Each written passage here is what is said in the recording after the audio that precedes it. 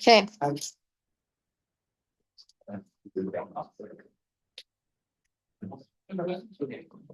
All right, we're gonna get started just because we've got an awesome lineup today. So if you could all please stand and say the Pledge of Allegiance with me, that'd be awesome. I pledge allegiance to the flag of the United States of America and to the republic for which it stands, one nation under God, indivisible, with liberty and justice for all. Awesome. Thank you guys all so much for coming. Happy February. At any time, please grab some food. We have tons of food back there. And before you go, please make sure you grab some food because we've always got a lot left over. I'm going to quickly turn the time over to Utah State. So Jim, Carolyn, Dave, and Bob, they'll be presenting at some point in it. So I will hand the time over to them. And then at the end, we will pass the mic around and let everyone share what they've got going on. And we've also got it going on Zoom. So if you want to go back and watch things, we'll do that. So thank you, Ashley. It's good to be with everybody this morning. A lot of times when we present in forums like this, we have a very small window and we often just go through our information in a pretty rushed way, but we actually have about a half hour with you this morning. And so we hope that this can be interactive and would invite you to ask questions, make comments that you might have throughout our presentation so that so it's not just us like bombarding you with information, but so please feel free to ask questions or make comments. My name is David Law. I'm the Associate Vice President for our two campuses here in Roosevelt and in Vernal. That's a very unusual title, Associate Vice President. What does that even mean? We're not quite sure ourselves, but so consider me kind of the local USU representative for the university.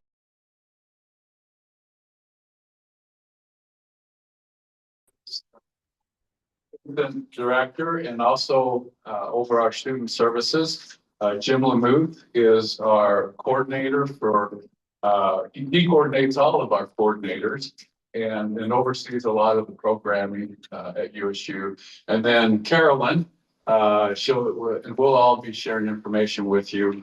She is our person that's in charge of our relationships with the community. And so she's here representing that piece of what we do. For our agenda today, we're going to talk, Jim's going to talk about kind of what is our mission in the state of Utah. We are the land grant university. And I really love, we'll highlight this in a moment, but we had our new president, Brad Mortensen, take a tour and they wrapped this bus that they were on with this message: Utah's statewide university. And when I saw that, I really liked that. And I think it captures our land grant mission. I'll talk about, so Jim's going to talk about that. I'll talk about institutional updates. And then the rest of the team will end by talking about campus updates, fall enrollments, and upcoming events. And then if we have time, this is kind of more of a flexible item, we can talk about the benefits of higher education. Thanks, Dave. I'm Jim Lamuth. Like Dave said, I'm the director of programs for Utah State University here locally. I just wanted to kind of talk about what a land grant university is, because you'll often hear Utah State University is a land grant institution. We're established under the Morrill Act of 1862. So this was brought into law by Justin Morrill. He was a representative and a senator for the state of Vermont, signed into law by Abraham Lincoln. And at that time, looking at democratizing education or higher education. Because if you look prior to the 1860s, you had a few of those very prestigious private institutions that are on the East Coast, Harvard, Yale, Princeton, but not as many institutions that were serving the public. So the purpose was to bring up practical education, coming away from more of that classical education, to every state and territory at the time. Utah was not even a state when this was brought into law, but we started as the Utah's Agriculture College up in Logan that later became Utah State University. Kind of the purpose of this, and we serve a 3-pillar mission of teaching, research, and extension engagement. So the teaching, the offering classes, getting people associate's degrees, bachelor's degrees, certificates, again, more in this practical education area. So ag programs are really big, especially in our history. Then looking at, hey, Daphne, welcome. Research, so we are an R1 research institution for a high level of undergraduate research. And a lot of that research will focus on like, well, what is good for the state of Utah? Like looking at the agricultural research that we do, or the air quality research that the Bingham Research Center does. And then in addition to that, extension and engagement. So we function a little bit differently than some of the other public institutions in the state of Utah when you look at extension. So USU Extension with 4-H, things like the Master Gardener series. Those are all things meeting that extension mission of our institution. And then engagement. So we have a speaker series locally. We host some events with the public, and that's falling under our engagement. And Carolyn's going to talk about our engagement a little bit later. With kind of the hope, how does that impact a community that we're connecting education to real life problems. We're focusing our programs on needs of local communities. So we have an advisory board that serves or an advisory council that serves our campus. They get to make recommendations for programs that then kind of filter on up through the system. So that's why we have a Master of Social Works on the statewide system, because it was coming from the Uinta Basin that there was a need for social work. Things sometimes take a while to get going, but we do get to put that stuff to process. It's where, in addition to social work, we have the nursing program that we stack with the technical college. So our program should be fulfilling a local need. And we're hoping that students that are learning through hands-on experiences, and we, through that advisory council I talked about, maintain really strong partnerships with schools, industry, and communities. Our advisory council is served by the school districts. We have local industry serving on our advisory council, and both cities, Vernal and Roosevelt, their city managers on our advisory council, because of that commitment to rural, regional, and statewide success. That's kind of in a nutshell what a land grant institution looks like. We function differently, and you're going to see in just a second a map of we offer classes at every county. We have centers or campuses in every county in the state of Utah. Turn back over to Dave for a bit.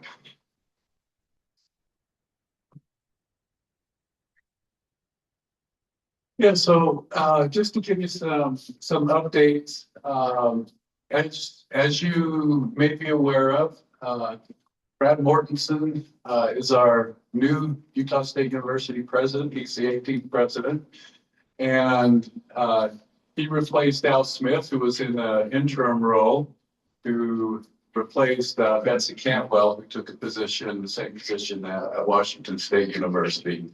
This is President Mortensen. A couple of weeks ago, he and about 25 of their vice presidents and upper administrators came and did a statewide tour. This is he and our 2 ambassadors here on the Aggie on the Roosevelt campus as part of that tour. And he came and spent Tuesday with us. He was on that tour Monday, Tuesday, and Wednesday, and Thursday. Got back to Logan late. The following day was his inaugural address.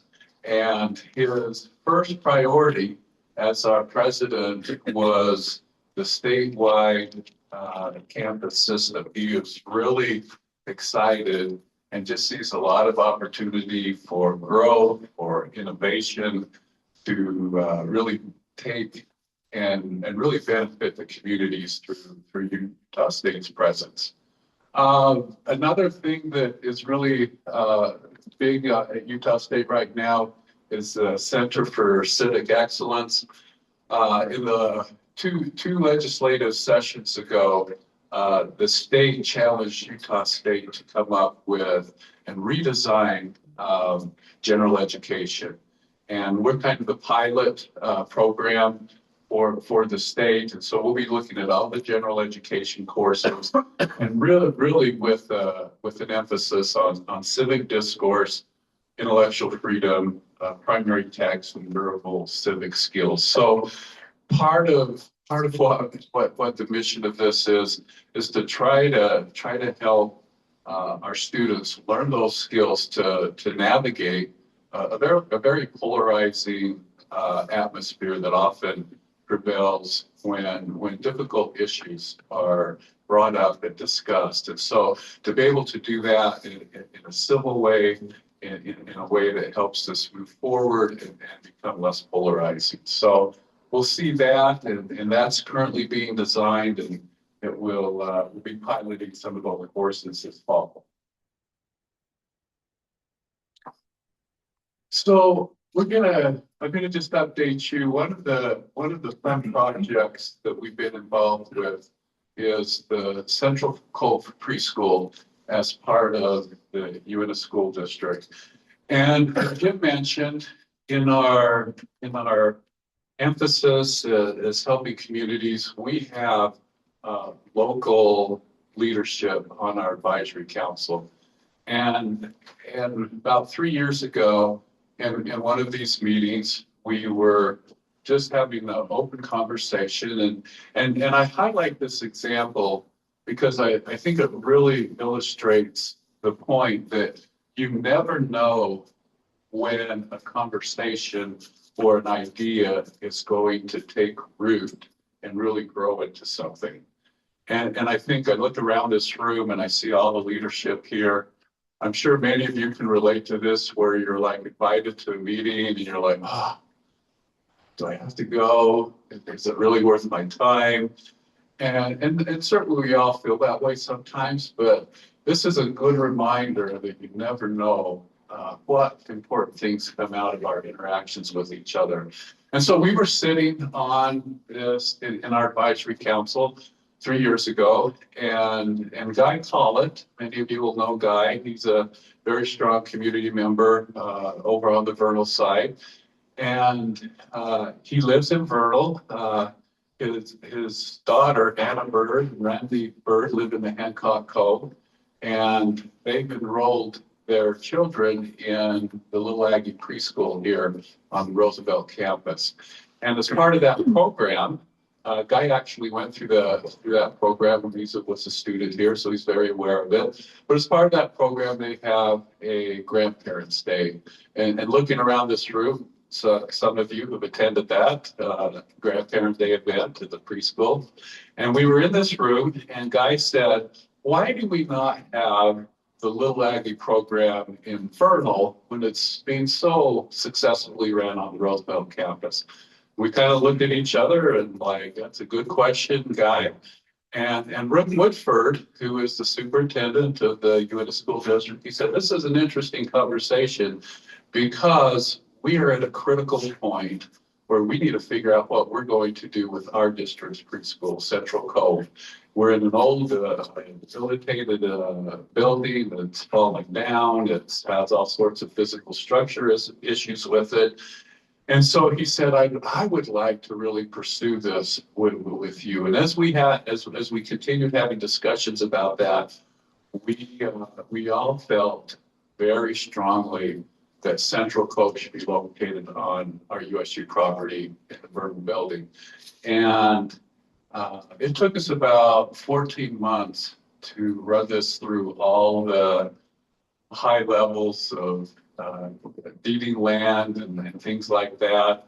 But eventually it was started, and the school district built a $24 million early learning center on our property campus. And so our early childhood, we'll continue to focus here in Roosevelt, but we now have an early childhood presence on the Vernal. The preschool here serves about 48 students per year. The Central Cove serves about 300 students a year. And then I think this is really critical. We have expertise in Logan, on the Logan campus, and sometimes we need them. And one of the faculty members that's in early childhood, her name's Lisa Boyce. We figured out a way to finance her involvement with the preschool for this current year. And as part of her involvement, she just received a $2,100,000 grant for early childhood education programs that will serve all of Eastern Utah. And so she's working. So you see the roots of this coming out of the Vernal community. But now the benefit of that is expanding into the Roosevelt community, the Price, Blanding, Moab. So this $2.1 million will be spent. Some of that's going to be spent with Duchesne School District and enhancing their early childhood education program with curriculum and with really physical space.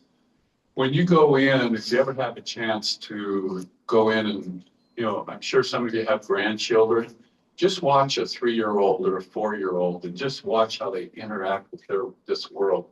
That's how they learn. We call it learning through play. And so we'll be helping them and helping parents devise space in the school and at their homes, really helping their students learn, to be able to learn how to engage through play. And when the students can learn that learning is fun and enjoyable, that really helps them become curious, and that curiosity serves them as they continue on into grade school, junior high, and high school. So as part of the update I want to give you, so as part of this program, we worked with James Taylor and Duke Bryant. We have a couple of faculty lines in other parts of the state that we were able to bring to the Uinta Basin, and they'll be housed in the Early Learning Center. One is a faculty member in early childhood education, and she has accepted. We just went through a search. She's accepted. She's coming from the University of Georgia and has roots in Southeast Ohio. And anytime we bring somebody from out of Utah to our campus as a faculty member, we're always like, are they going to like to live here? Are they going to fit into the community and be able to build relationships and just thrive here? And so the first thing these faculty members said, one of the first things when I was interacting with her, she said, "Oh, I'm so glad this is smaller than Logan. I was so uncomfortable in Logan." And as we got to talk, this person grew up in rural Utah or rural Ohio, worked on the dairy, was involved in rodeo and 4-H, and we think she's going to fit in well. We have another search that has been completed and the offer's been extended in special education. And then in the human development, this was my old position and we're replacing it.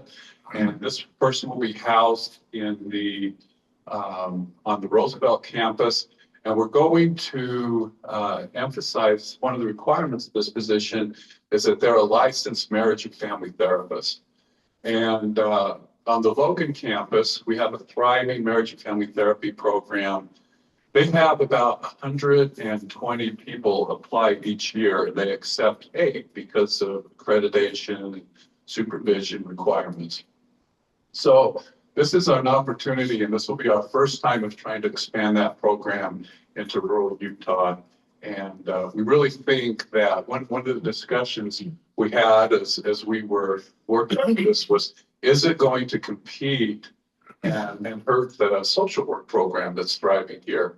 And we really felt like the two would complement each other. And as we talked with our partners, like Northeast Counseling and other mental health agencies, they they need all the help they can get. And so we really see this as really fulfilling a specialty, really helping families and marriages in our area.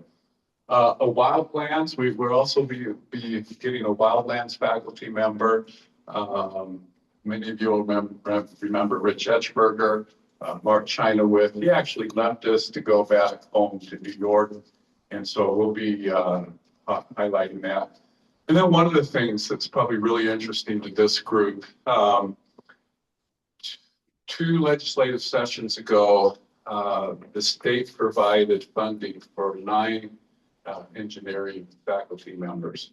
And 5 of them are going to be located in Vernal or in Logan, 2 here in the Uinta Basin and 2 down in the Price area.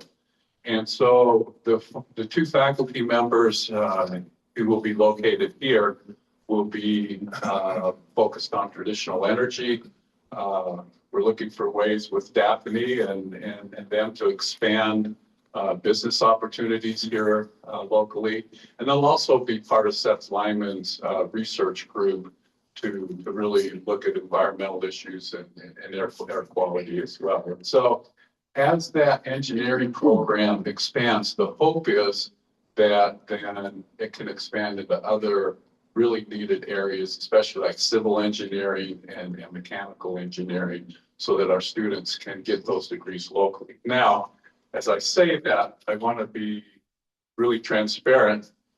The funding's been allocated for this, but there's talk in the state legislative session that higher ed might experience another 5% budget cut this year. And if that happens, that might not be a program, that might be a program that doesn't make it out of the legislative session. So we hope that doesn't happen, because we really see this as critical to rural Utah.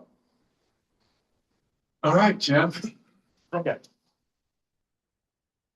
So some other things that have gone on in the campuses last year. For the last 2 years, we hosted a STEAM Expo. So STEAM is science, technology, engineering, arts, and math.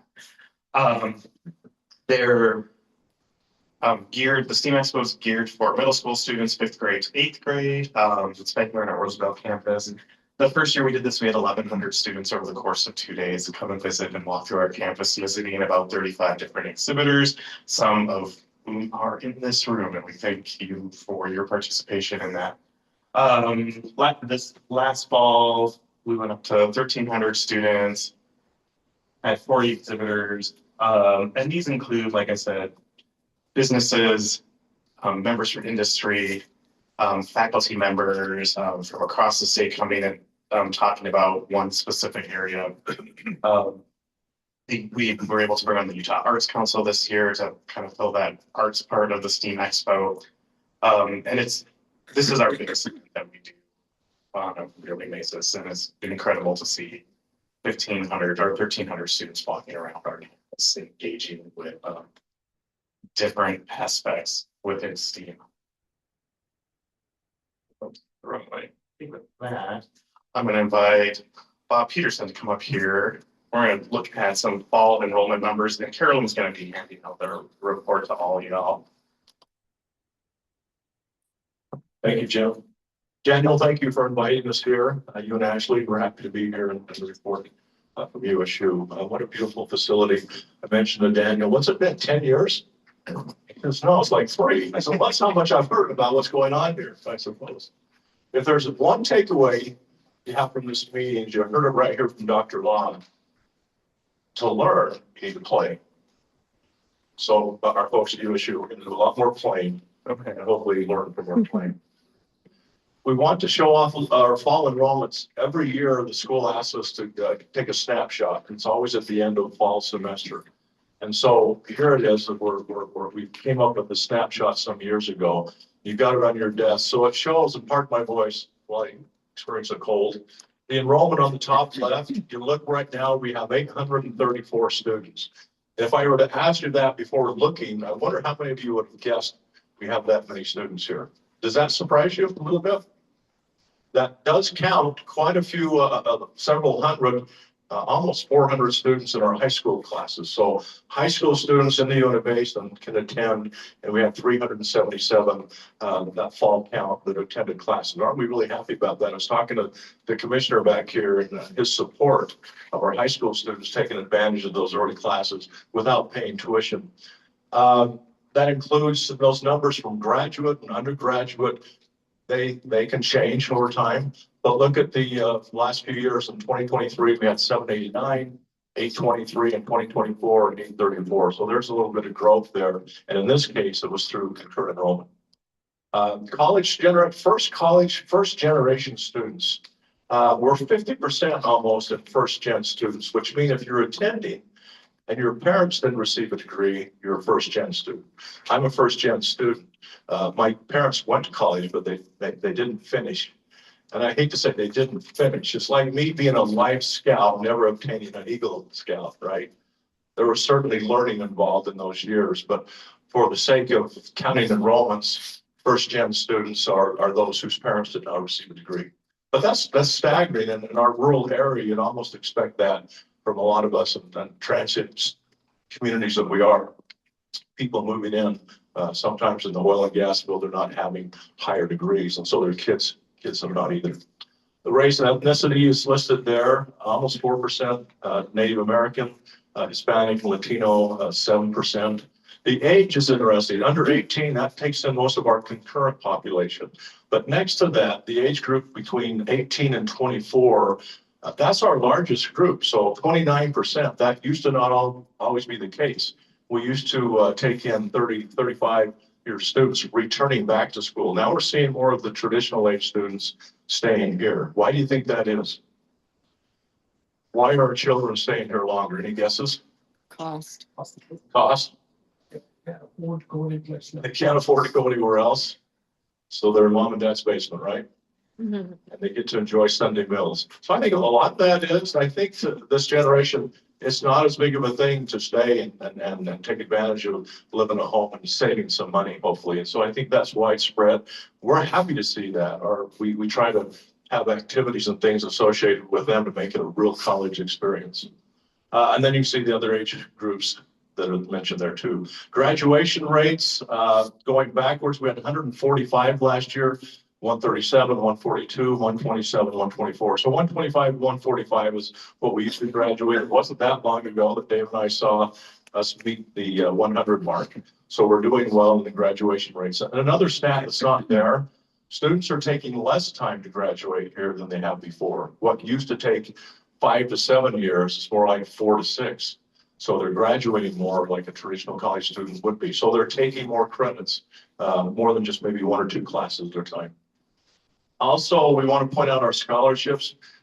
We're the oldest statewide campus in the state. We've been here almost 60 years. That's a credit to a lot of our legislators early on. Those who recognize the names of Alva Snow, Dan Dennis, and others, they really helped get USU here. In fact, USU was poised to go to the Merle area. They actually ended up in Roosevelt in their beginnings, both the vocational center and USU. So we're very proud of that, especially us natives from Roosevelt. Scholarships, we have almost $750,000. Now we're helped a lot through UNA County. They have a residential scholarship. If you live in UNA County, you qualify for a pretty healthy scholarship, $500 to $700 a semester. We also have wonderful donors, especially in the Roosevelt area, who contribute to scholarships. So that combined $750,000 is more than all the other statewide campuses together. So we're very blessed in the UNA Basin to have good scholarships. Male-female ratio, 70% female, 30% male. That's kind of standard in the state. And even that's a national trend where there's more women who are attending. We're trying to foster more degrees, more majors that will pick up the interest of our men. We live in an area saturated with great oil and gas jobs, which sometimes takes our men out of the workplace with those good jobs. We also, if we can flip the page, I think, this is a new instrument that we use to kind of show where our students are. And so would it surprise you to know that out of the 400 and something undergraduate students we have, 110 are in our nursing area. How many have always known USU and UB Tech are strong in nursing? You go to the hospital next time you have surgery and say, where did you get your education? And most of the time they'll say right here at home. And the theme is amongst a lot of employers, it's we like to grow our own because they'll usually stay here. So 110 students are somewhere in their nursing journey. We have exploratory students who are students just trying to figure out exactly what they want to do. That's always a larger component. All the other areas over here are students in different disciplines areas that we have local faculty support. This group right here are other programs outside of having faculty support right here. So there's a lot of majors at the university that really helps to show where our students are coming from and the emphasis, especially on the nursing area. Do any of you have questions about demographics or about the enrollments that we talked about just now?